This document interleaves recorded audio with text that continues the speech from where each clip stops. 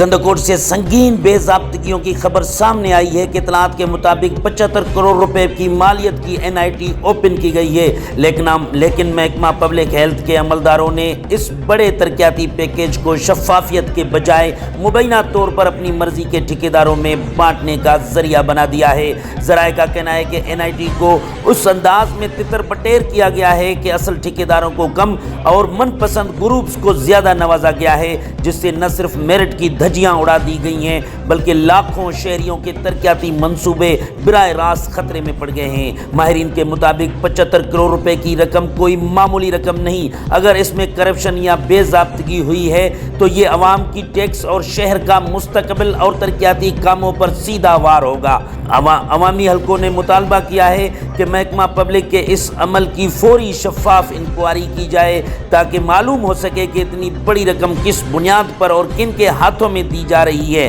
اور اگر کرپشن ثابت ہو تو ذمہ داران افسران کے خلاف فوری سخت کارروائی کی جائے۔ خبر ہے کندکوٹ سے، جہاں پر محکمہ پبلک ہیلتھ کی بے ضابطگیاں سامنے آئی ہیں۔ اطلاعات کے مطابق 75 کروڑ روپے کی مالیت کی این آئی ٹی اوپن کی گئی ہے، لیکن محکمہ پبلک ہیلتھ نے اس بڑے ترقیاتی پیکیج کو شفافیت کے بجائے مبینہ طور پر اپنی مرضی کے ٹھیکیداروں میں بانٹنے کا ذریعہ بنا دیا ہے۔